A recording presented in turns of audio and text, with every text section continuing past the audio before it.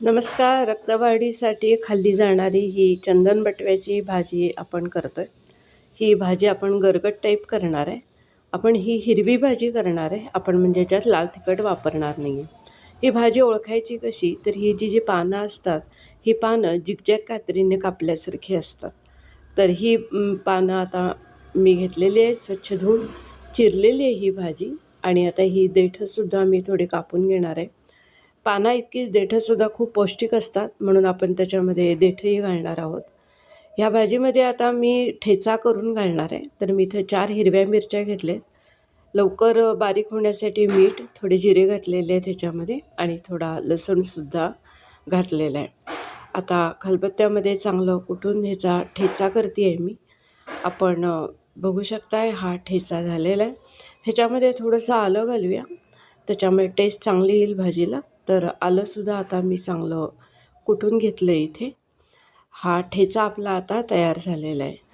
भाजी मिळून येण्यासाठी आपल्याला ह्याच्यामध्ये डाळीचं पीठ घालावं लागणार आहे.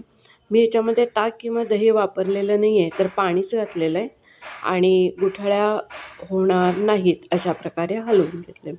डायरेक्ट कुकरमध्ये करतो आहे आपण. 3 चमचे इथं मी घेतलेलं आहे तेल. त्याच्यामध्ये जिरे घातलेले नाही आहेत, कारण की जिरे आपण कुटताना घातले होते. हिंग घातला आणि ठेचा घातला आहे हा. आता व्यवस्थित परतून घेऊया. छान परतून झालं की मग भाजीला चवसुद्धा खूप छान आहे, चांगली येते. सगळा पाला आणि देठं आपण कापलेली आपण सगळं एकत्र ह्याच्यामध्ये घालतोय आता. आणि ही भाजी आता परतायची आपल्याला. पानं अकसून जाईपर्यंत आपल्याला ही भाजी परतायची आहे. तर त्याच्यामुळे नंतर ती चांगली मिळून येते. तर हे बघा इथे आता ही भाजी तुम्ही ह्याच्यामध्ये मी आता ते पाणी घातलेलं आहे, डाळीचं पीठ घातलेलं, ते सुद्धा व्यवस्थित हलवून घ्यायचं. आणि ही भाजी शिजण्यासाठी आता मी ह्याच्यामध्ये 1.25 कप घातलेलं होतं पाणी. हळद घातली आता ह्याच्यामध्ये. आणि आता कुकरमध्ये चांगलं हे 2 शिट्या होईपर्यंत वाफवून घेऊया. 2 शिट्या झालेल्या, कुकर थंड झालेला आहे इथे. आता काढून बघूया, भाजी शिजलीच असणार आहे.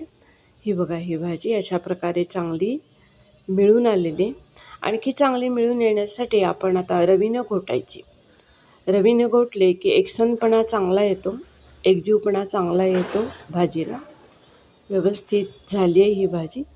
आता भाजी आपल्याला हवी तशी घट्ट किंवा पातळ करण्यासाठी आता ह्याच्यामध्ये आपल्याला पाणी घालायला पाहिजे. तर हे 1 वाटी पाणी मी पूर्ण घालणार आहे ह्याच्यामध्ये.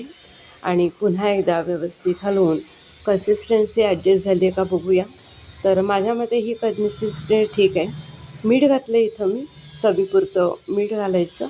आणि हा घरी केलेला गोडा मसाला घातलेला आहे मी ह्याच्यामध्ये. एक आमसूल घातलेला आहे आणि टेस्ट ॲडजस्ट करण्यासाठी एक गुळाचा खडासुद्धा घातलेला आहे. तर इथे आता पुन्हा एकदा व्यवस्थित हलवून थोडी उकळी येईपर्यंत शिजवली आहे. वरनं थोडासा आपण आता फोडणी घालूया. जिरे घातले, त्याच्यामध्ये हिंग घातला आहे. आता ह्याच्यामध्ये घालणार आहे मी लसूण आणि शिवाय आपण एक हिरवी मिरचीसुद्धा घालतो इथे. व्यवस्थित हलवून घ्यायची ही फोडणी. शेंगदाणे घातलेत वरनं थोडेसे, मुठीपेक्षा कमीच घातले. व्यवस्थित पुन्हा एकदा हलवून थोडीशी किंचित हळद घालायची. पुन्हा एकदा व्यवस्थित हलवून घ्यायचं. आणि ही चरचरीत फोडणी आता आपल्याला तयार भाजीवरती घालायची. या फोडणीमुळे भाजीची चव आणखी जास्त चांगली वाढते.